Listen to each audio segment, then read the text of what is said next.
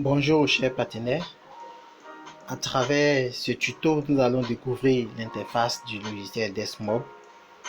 Qu'est-ce que celui qui prend le logiciel en tant qu'administrateur voit lorsqu'il se connecte? C'est ce que nous allons voir tout à l'heure. Pour rappel, il faut retenir que le logiciel Desmob est un logiciel de gestion sur Android pour la digitalisation du management des organisations. On entend parler d'organisations, églises, associations, mutuelles, syndicats, amicales, ONG, etc. Donc pour réussir ce pari, il y a plusieurs fonctions ou fonctionnalités que le logiciel intègre pour vous aider.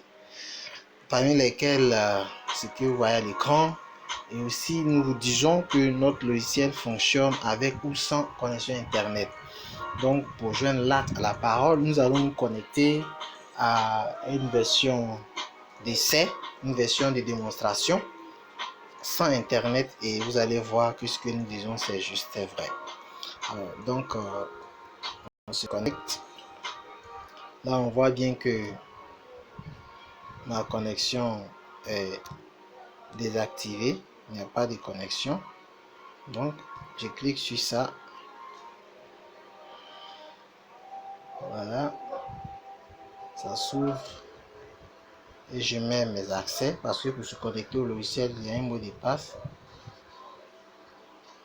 Je sais que c'est ça, j'ouvre et voilà l'interface de Desmob. Je suis connecté en tant que administrateur. On voit ici super admin. Voilà, donc dans le haut sur le côté gauche, quand on clique, c'est pour voir le profil de l'utilisateur. Déjà, puisque nous sommes là, j'explique un peu. Le CL 50 000, c'est un numéro unique par organisation.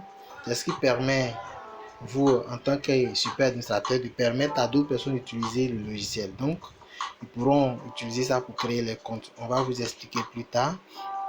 Ici, on a info abonnement pour voir la durée de validité de l'abonnement et services utilisateurs pour de nombreux services que nous allons découvrir plus tard.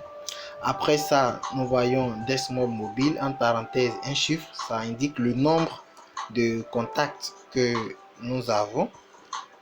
Et on voit ces deux flèches qui se mordent la queue. C'est une fonction qui permet de rafraîchir le menu. On a ici cette zone, c'est un compteur SMS professionnel. Ici aussi, c'est un autre compteur SMS Echo. On a cette partie, ces 3 points, c'est le menu de gestion d'administration. À partir de là, on peut créer beaucoup de choses. Nous allons y revenir après. Après ça, nous avons cette zone-là, zone de statistiques démographiques. On voit le nombre d'hommes, de femmes et définir des personnes qui n'ont pas à définir leur sexe. Donc, on voit ces choses. Ici, ce bouton collecte, ça permet d'administrer les collectes. Le bouton agenda permet de gérer le calendrier des activités et projets. Le bouton SMS MDS permet de gérer la communication. Le bouton ressources humaines permet bien évidemment de gérer les ressources humaines. On a ce bouton groupe qui permet de créer des groupes d'activités, ça permet de faire les listes de présence, ainsi de suite. Ce bouton structure permet d'organiser l'église selon les structures de base. Je vais parler des ministères, les départements et tout ça. Donc c'est à partir de là qu'on peut définir. Et on a le bouton recherche qui permet d'avoir accès à un certain nombre de filtres de recherche pour mieux exploiter les données enregistrées dans la base de données. Cette zone ici, c'est une zone de recherche de collecte. Ça permet de rechercher les collectes. Pour ce faire, il faut appuyer sur ce petit bouton bleu pour l'activer afin de saisir les informations. Et enfin, on a ce tableau-là qui indique les statistiques pour suivre de façon dynamique les collectes. Voilà, j'ai oublié un dernier bouton ici, synchroniser. Ça permet de mettre à jour les informations de la base de données. Comme nous le disons, on n'est pas connecté à Internet, on peut travailler.